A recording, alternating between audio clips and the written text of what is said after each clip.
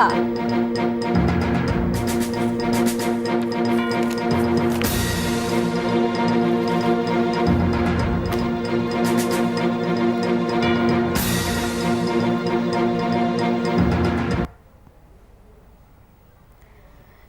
VIP news में आपका स्वागत है। आपके साथ हाजिर हूं मैं कंचन। हम प्रवक्ता दानिश रिजवान ने नेता प्रतिपक्ष तेजस्वी यादव पर एक बार फिर से हमला बोला है, जहां उन्होंने तेजस्वी यादव को इस बुरे वक्त में सियासत नहीं करने की नसीहत दी और साथ ही मुख्यमंत्री नीतीश कुमार को दिए गए पत्र को उन्होंने व्यर्थ की राजनीति का नाम दिया।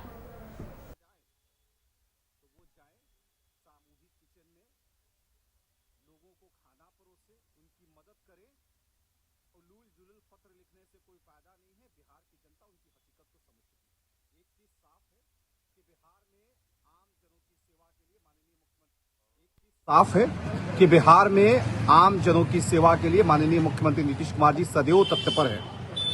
सामूहिक किचन की व्यवस्था की गई है, तमाम लोगों को खाना मिल रहा है। अगर तेजस्वी यादव जी को लगता है कि वो सेवा के भाव से जनता के बीच में जाएं, तो वो जाएं सामूहिक किचन में, लोगों को खाना परोसे, उनकी मदद करें।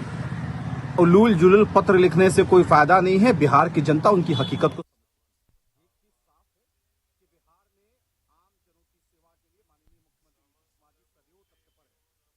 प्रवक्ता का तेजस्वी पर तंज। यहां पर हम प्रवक्ता दानिश रिजवान ने यहां पर तेजस्वी यादव पर तंज कसा।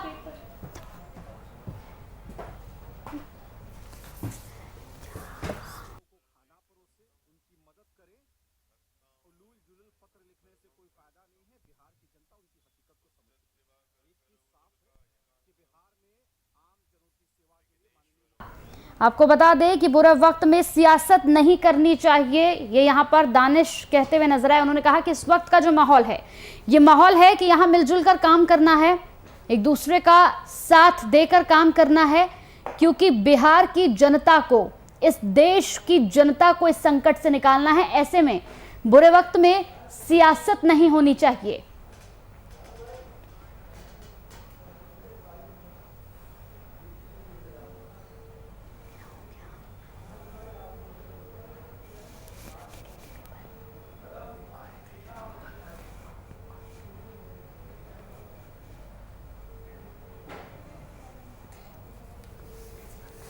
तो हम प्रवक्ता का तेजस्वी पर तंज। यहां पर हम प्रवक्ता दानिश ने कहा कि बुरे वक्त में सियासत नहीं करनी चाहिए। तेजस्वी यादव पर तंज कसते हुए उन्होंने यहां पर कई गंभीर आरोप तेजस्वी यादव पर लगाए हैं।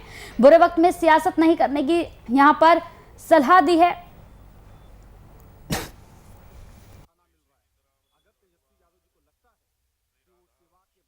साथ ही साथ आपको बता दें कि यहां पर तेजस्वी ने तंज कसते हुए कई बार यहां पर एक दूसरे पर आरोप प्रत्यारोप की जो राजनीति है वो भी देखने को मिली है। हर तरफ अगर देखा जाए तो यहां पर एक ऐसा माहौल, एक ऐसा वक्त है जिसमें सभी को एक दूसरे का साथ देकर इस देश की जनता को, बिहार की जनता को इस संकट से निकालना है। क्योंकि लगातार जिस तरीके के से कोरोना के केसेस बढ़ रहे हैं, उसे लेकर अब हर तरफ यहां पर एक सियासत भी जारी हो गई है। हम प्रवक्ता हैं दानिश रिजवान, जिन्होंने तेजस्वी यादव पर तंज कसा और तेजस्वी को यह सलाह दी है कि ऐसे वक्त में जरूरत होगी यहां मिलजुल कर काम किया जाए, बेफिजूल की राजनीति, बेफिजूल की सियासत ना हो, ये कहते हुए नजर आए। आगे बढ़ो।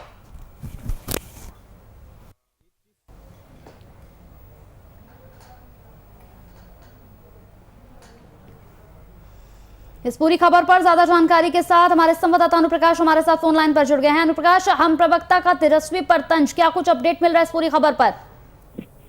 देखिए, जिस तरह से तेजस्वी यादव ने एक पत्र जारी कर मुख्यमंत्री नीतीश कुमार जी से कहा था कुछ, उसको लेकर जो है आज हम के जो प्रवक्ता हैं दानिश रिजवान जी ने उनसे कटाक्ष देते हुए कहा कि इस तरह की जो राजनीतिक है, उस तरह से अभी जो बिहार में जिस तरह का कोरोना महामारी का जो संकट है जो बिहार में छाया हुआ है, इस पर जो है राजनीतिक ना करें। आप जो है अपने जो पिछले बार जिस तरह से ट्विटर बबुआ बने हुए थे, अब जो है आप फेसबुक के माध्यम से आम जनता के बीच वो आते हैं। उसके बाद जो है अब बिहार के मुख्यमंत्री पे जो है तंज कसते हैं। इसको लेकर जो उन्होंने बयान दिया कि जो बिहार में जो मुख्यमंत्री, बिहार के जो मुख्यमंत्री हैं, जिस तरह का जो कोरोना का जो अभी भयावह स्थिति हुआ है, वो उस तरह से लड़ने को लेकर जो है सभी जगह वो ट्वीट के जरिए और लाइव के जरिए जो है सभी जगह ये मैसेज दे रहे हैं कि अनुप्रकाश, जिस तरीके से पूरा माहौल इस वक्त चल रहा है, कोरोना को लेकर हर तरफ हाहाकार मचा हुआ है, लोग परेशान हैं।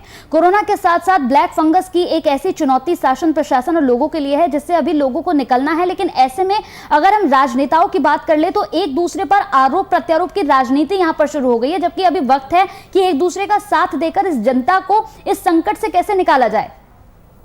जी, आपने सही कहा कि जो भी विपक्षी पार्टियां हैं वो राजनीतिक के जगह जो है एक दूसरे का साथ देकर जनता के बीच जाकर और चाहे किसी तरह भी जनता के पास जो भी दवा हो, चाहे ऑक्सीजन का, वो लोगों को जो है वो इस चीजों का जो है मुहैया कराना चाहिए, ना कि राजनीति करनी चाहिए। इसी पर जो है जिस तरह का अभी जो सिचुएशन राजनीतिक गलियारों में चल रहे हैं, दोनों चाहे वो सत्ताधारी पार्टी हो या विपक्ष, दोनों एक दूसरे पर तंज करते हैं, तो आप देख सकते हैं कि वो बयान दे रहे हैं। जी चलिए, बहुत बहुत शुक्रिया हमारे साथ इस पूरी खबर पर जुड़ने के लिए अनुप्रकाश आपका।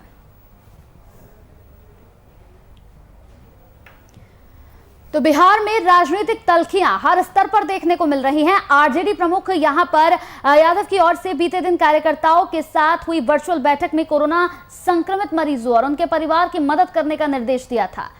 वहीं लालू के निर्देश के बाद पार्टी सदस्यों की ओर से नीतीश कुमार के सामुदायिक किचन का जवाब देने के लिए लालू की रसोई की शुरुआत की गई। अररिया में शुरू किए गए लालू किचन में जरूरतमंदों के लिए निःशुल्क भोजन उपलब्ध करवाया जा रहा है। हालांकि इस दौरान कोरोना की गाइडलाइन की धज्जियां भी किस तरीके से उड़ाई जा रही हैं वो भी सबके सामने है। उद्देश्य यही है कि जो गरीब गुरबा जो लोग आते हैं, बहुत दूर दराज से हॉस्पिटल में इलाज कराने आते हैं, कोरोना संक्रमित मरीज है जो कोरोना वार्ड में उसका अटेंडेंस को खाना नहीं मिल पाता है, वो आते रहता है, दूर दराज होटल खोजता है बिस्कुट खा के जीव। तो ये हम इसको बहुत अच्छा कार्य मानते हैं जो गरीबों गुरबा के लिए लालू रसोई जो चालू हुआ है, जिससे लॉकडाउन तक चलेगा, जो आम गरीब गुरबा इससे खाना खाएंगे। ये बहुत अच्छा सराहनीय कदम है। उद्देश्य यही है कि जहाँ भी शहरी क्षेत्र में ठेला चलाने वाले, रिक्शा चलाने वाले जो परिजन देहात से आते हैं, अपने जो कोरोना संक्रमित जो पेशेंट लोग आते हैं, उनके परिजन जो आते हैं, खाने के लिए वो लोग बिलखते रहते हैं। मार्केट में सरकार की तरफ से कोई रसोई नहीं है, तो हम लोगों को राष्ट्रीय अध्यक्ष लालू जी के निर्देश के मुताबिक हम लोग हर जिला में, हर प्रखंड में जो है ये लालू रसोई चालू किए हैं, जिससे लोगों को भूखे नहीं मरने देंगे हम लोग गरीब गुरबा को।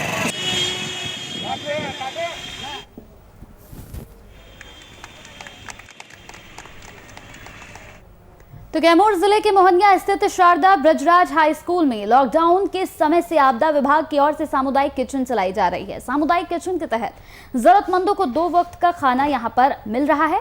किचन में उपलब्ध कराए जा रहे सुविधाओं का जायजा बीते दिन सीएम नीतीश कुमार ने वीडियो कॉन्फ्रेंसिंग के जरिए लिया। इस दौरान जिले के एसपी और डीएम भी मौजूद रहे। सीएम ने बातचीत के दौरान सामुदायिक किचन में काम कर रही महिलाओं से बातचीत की और उनके काम की तारीफें भी की।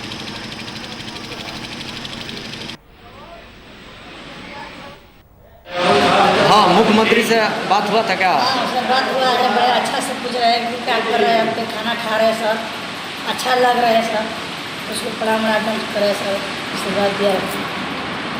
अच्छा, भोजन कैसा मिल रहा है यहाँ? बढ़िया मिल रहा है। क्या पूछना मंत्री जी? हाँ, मंत्री जी क्या? मंत्री जी पूछ रहे थे तुम्हारी क्या नाम है? चंद्रौता। क्या करती है? तो हम कहते घर पर काम करती है। आपके मालिक क्या कर रहे हैं? तो हम उनके घोड़ा उतरते हैं। यहाँ पर खाना मिल रहा है तो हमको हाथ में आंसर मिल रहा है। खाता खाते हो दाल भात सब्जी पापड़ अचार, सुबह में शाम में मिलता है दाल रोटी चावल सब्जी।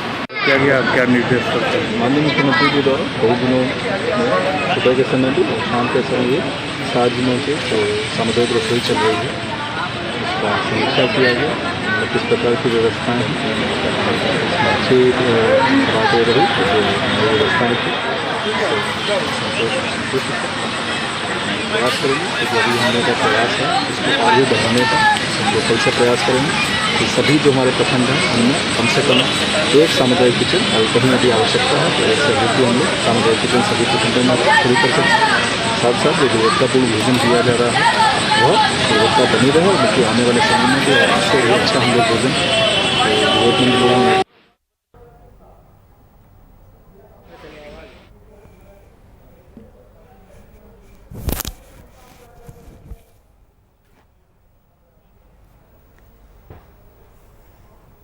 तो गोंडा जिले में 18 से यहां पर 44 साल के लोगों के लिए कोरोना की वैक्सीनेशन शुरू हो चुकी है। जिले के प्रभारी मंत्री सिद्धार्थनाथ सिंह ने जिला अस्पताल में स्थापित कोविड हॉस्पिटल पहुंचकर वैक्सीनेशन का शुभारंभ किया।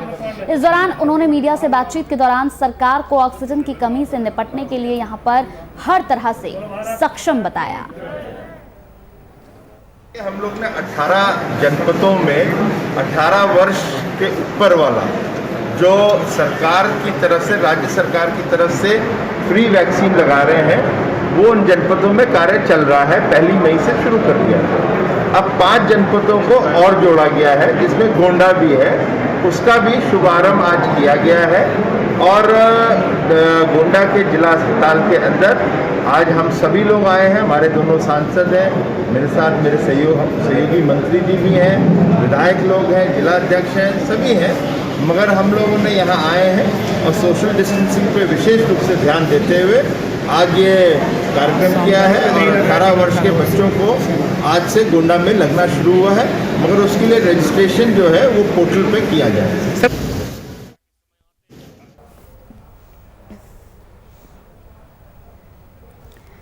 तो दुमका में कोरोना वैक्सीनेशन के प्रति लोगों को जागरूक करने के लिए यहां पर पौड़ियाहाट विधायक प्रदीप यादव ने साइकिल रैली निकाली।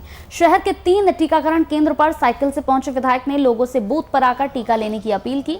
बता दें कि प्रदेश कांग्रेस की ओर से सूबे के कृषि मंत्री बादल पत्रलेख के नेतृत्व में जागरूकता कार्यक्रम आयोजित किया जा रहा है।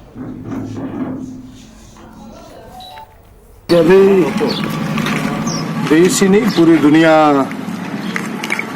कोविड के संक्रमण से गुजर रहा है। एक लोग भय के माहौल में, यह देश कैसे कोविड से उभरे, कमोबेश सब लोग प्रयास कर रहे हैं। सच तो यही है कि भारत सरकार अगर पहले से थोड़ी गंभीरता दिखाती तो आज जिस संक्रमण के दौर में कहीं न कहीं यह हल्का रहता, लेकिन उस पचड़े में मैं नहीं पड़ना चाहता हूं। लेकिन इसके सबसे जो कह सकते कि कोविड से बचने के सबसे बेहतर उपाय है, वह है उसका वैक्सीनेशन।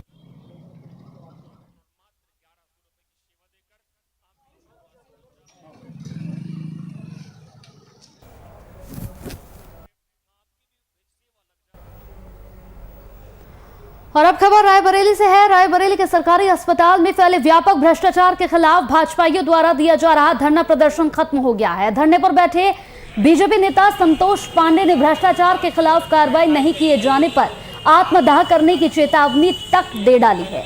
आपको बता दें कि इसके बाद शहर के कोतवाली और अन्य थाने पुलिस के साथ सदर एसडीएम ने बीजेपी सदस्यों से बातचीत की।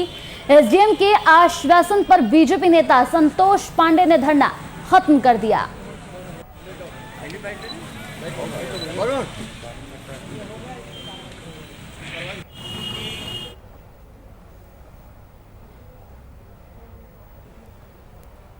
और अब खबर चंदौली से है। चंदौली जनपद के राजकीय चिकित्सालय में नवनिर्मित ऑक्सीजन प्लांट का शुभारंभ किया गया है। 400 यहां पर एलपीएम क्षमता का ये प्लांट 80 बेडों को ऑक्सीजन सपोर्ट करेगा। बीते दिन जिले के जिलाधिकारी संजीव सिंह और वाराणसी मंडलायुक्त दीपक अग्रवाल ने इसका उद्घाटन किया।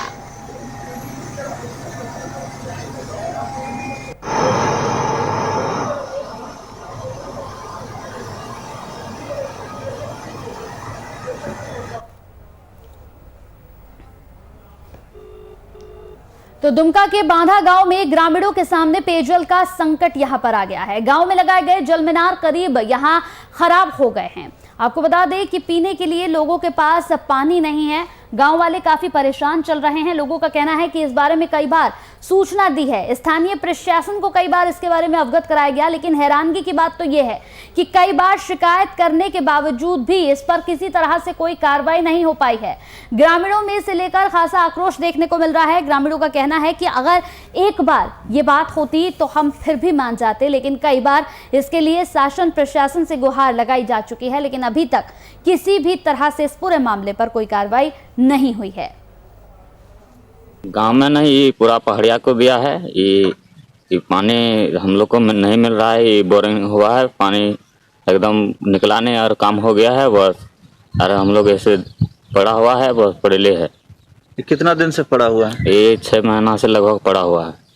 आप लोग इसको लेकर के जो है जनप्रतिनिधि या फिर जो है प्रखंड में लिख करके दिए या फिर सूचना दिए?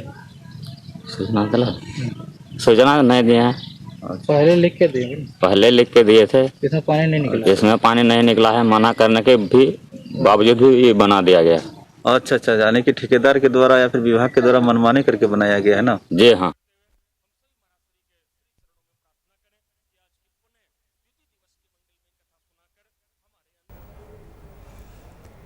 तो वहीं किशनगंज में लॉकडाउन 2.0 से तीसरे दिन एसपी कुमार आशीष ने शहरी क्षेत्र का निरीक्षण किया।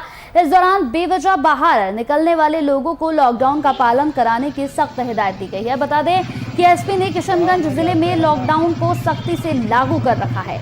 ग्रामीण क्षेत्र के हाट बाजार पर भी सभी थानाध्यक्ष और पुलिसकर्मी सख्ती बरतते हुए देखे जा रहे हैं। यहाँ पर लगातार लोगों से सोशल डिस्टेंसिंग का पालन करने की भी अपील की जा रही है। लोग आ रहे हैं बाजारों में, उसमें बिल्कुल ना जाएं। हर एक घर से एक आदमी एक बार में निकले और वो राशन जितने भी जरूरी है वो सारा लेकर के चला आए। पूरी सतर्कता बरतनी पड़ेगी आपको। मास्क, ग्लव्स और कपड़े वगैरह जो आप पहन रहे हैं वो सबको एहतियातन धोना पड़ेगा। और ये ध्यान रखें कि आपके आसपास कोई भी कोरोना पॉजिटिव हो सकता है, उसको चाहे लक्षण हो चाहे नहीं हो, लेकिन उसकी वजह से आप प्रभावित हो सकते हैं, जिसकी वजह से पूरे परिवार पे आफत आ सकती है। तो इसीलिए बिना कारण के बाजारों में निकलने से तौबा करें, एकदम एहतियात बरतें। हर घर से एक बार में एक ही आदमी जाए और जितनी जरूरत का राशन का सामान है उसको लेके चले आए।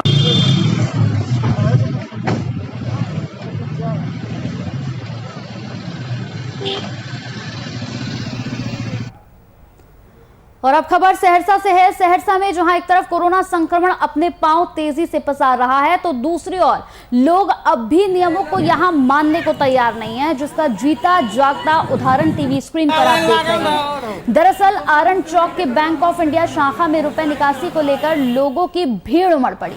यहां पर लाइन में खड़े लोगों में अधिकांश लोग बिना मास्क के नजर आए। तो वहीं सोशल डिस्टेंसिंग की भी जमकर धज्जियां उड़ाई गईं। लोगों का कहना था कि कई दिनों से रुपए निकालने को लेकर लोग बैंक के चक्कर लगा रहे हैं। कभी लिंक फेल बताया जाता है तो कभी बिजली नहीं कहकर काउंटर बंद कर दिया जाता है, जिससे ये लोग बैंक के चक्कर लगाने को मजबूर है। लेकिन ऐसे में सबसे बड़ा सवाल इन लोगों से कि क्या इन लोगों को कोरोना का कोई खौफ नहीं है, क्योंकि इस तस्वीरों में कई ऐसे लोग भी हैं जिनके चेहरे पर मास्क नहीं नजर आ रहा है।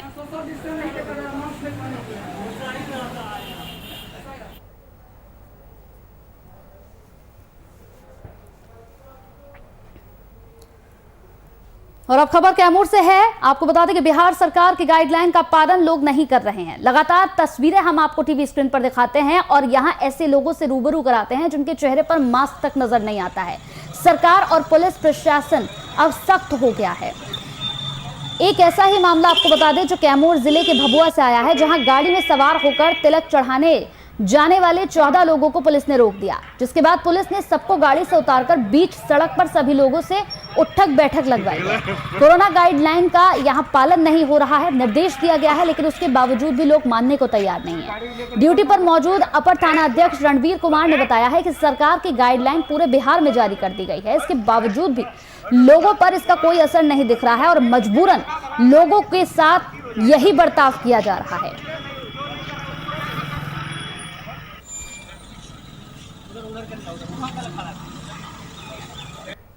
हम लोग एकता चौक पर लॉकडाउन के लेकर के चेकिंग कर रहे हैं। जो भी आने जाने वाले वाहन हैं उनको रोक के डिटेन किया जा रहा है। डिटेन करके आने जाने का कारण पूछ रहे हैं और जो सही में जिनका जाने का वाजिब कारण है, जुनून है, जिनको जाना जरूरी है, उनको छोड़ दिया जा रहा है, जाने दिया जा रहा है और बाकी को वापस किया जा रहा है। इधर उधर बेवजह जो आ रहे हैं उनको पनिश किया जा रहा है, दंडित किया जा रहा है। कुछ बाराती और अधिक जा रहे हैं। हाँ, तो उनको समझा बुझा करके वापस किया जा रहा है बाराती को। बाराती लिमिट है, बस लिमिट के अनुसार जाने दिया जा रहा है, बाकी को वापस कर दिया हो गई।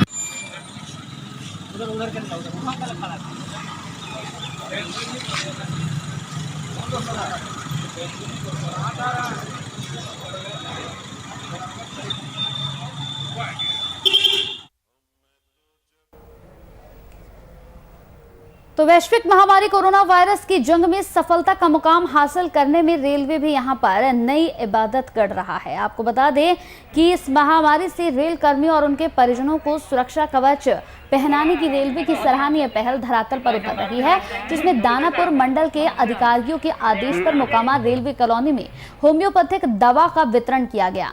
इस वैश्विक जंग में ऑक्सीजन की कमी से किसी रेलवे स्टाफ ऑक्सीजन की कमी ना हो, इसलिए एक ऑक्सीजन यहां पर मुहैया कराई जा रही है। आपको बता दें कि रेलवे की इस कवायद से रेल कर्मियों में कोरोना की जंग जीतने का जज्बा भी नजर आ रहा है।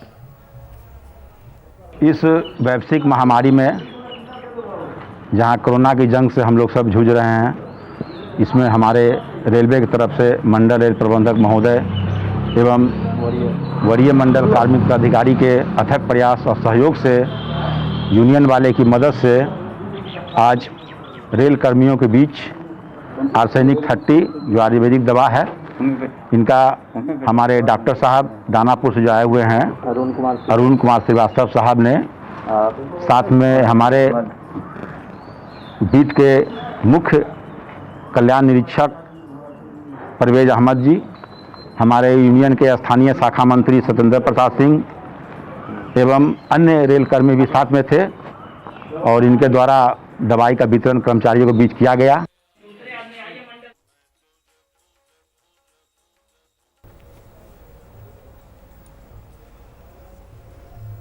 झारखंड सरकार की तरफ से कड़ाई से स्वास्थ्य सुरक्षा सप्ताह की गाइडलाइन जारी की गई, जिसमें मेडिकल, राशन की दुकानों के अलावा कृषि कार्य से जुड़े दुकान के साथ सभी तरह की दुकानें बंद रखने का निर्देश जारी किया गया, जिसका पालन दुमका के दुकानदार भी कर रहे हैं। लेकिन छोटे दुकानदार की आर्थिक स्थिति दयनीय होती जा रही है। स्वास्थ्य सुरक्षा सप्ताह में छोटे दुकानदारों की दुकानें बंद होने से आर्थिक स्थिति बिल्कुल खराब हो चुकी है। छोटे व्यवसायी सरकार से आग्रह कर रहे हैं कि सरकार छोटे यहां पर व्यवसाय के प्रति कुछ ऐसी व्यवस्था करे जिससे उनकी आर्थिक समस्या का निदान हो सके। हम लोग जो है बहुत ही आर्थिक रूप से टूट चुके हैं, क्योंकि लॉकडाउन अगले साल लॉकडाउन हुआ था और अभी उस स्थिति से हम उभर भी नहीं पाए थे कि फिर से लॉकडाउन लग गया। और हम लोग एक छोटा मोटा व्यवसायी है, हमें घर भी देखना पड़ता है, बच्चे की पढ़ाई भी देखनी पड़ती है, सब चीज़ देखनी पड़ती है, जिस वजह से हमारे समक्ष में एकदम आर्थिक संकट उत्पन्न हो गया है, क्योंकि पेट तो मानता नहीं है।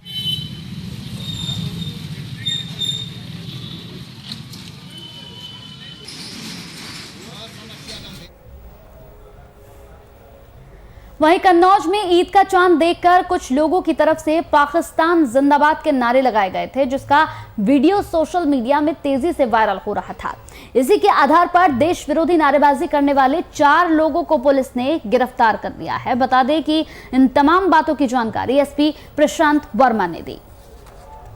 जनपद कन्नौज के थाना गुरसहायगंज के जलालाबाद स्थान पर एक सोशल मीडिया के माध्यम से एक वीडियो संज्ञान में आया था, जिसमें कुछ लोगों के देश विरोधी नारे लगाते हुए आवाज़ें आ रही थीं। इस संबंध में पुलिस ने कार्रवाई करते हुए 4 लोगों को गिरफ्तार कर लिया है और जो अन्य लोग हैं उनके जान पहचान के लिए लगातार हमारी टीमें लगी हुई हैं। तो अब तक इसमें 4 लोग गिरफ्तार हो चुके हैं और आगे कार्रवाई जारी।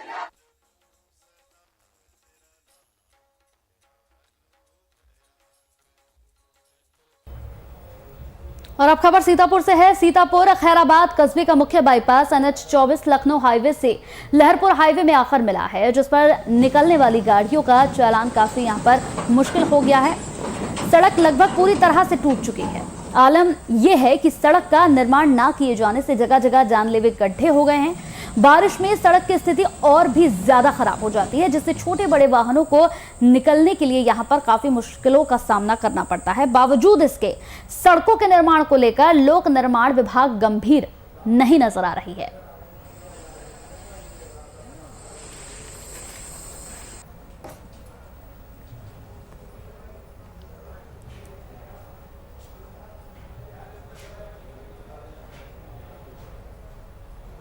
तो नालंदा से एक बार फिर से वायरल वीडियो सामने आ रहे हैं। ताजा मामला सांसद कौशलेंद्र कुमार के गृह ब्लॉक इस्लामपुर का है। इसके बाद फिर एक वीडियो नालंदा से वायरल हो रहा है। बता दें कि अंतिम संस्कार में भी लोगों को एम्बुलेंस मुहैया नहीं कराई जा रही है। उनका शव कूड़े ढोने वाले ठेले से ले जाया जा रहा है। वायरल वीडियो के बारे में बताया जा रहा है कि ये वीडियो इस्लामपुर ब्लॉक का है। अब देखना होगा कि किसके कहने पर कूड़ा ढोने वाले ठेले पर शव को शमशान घाट तक पहुंचाया गया है।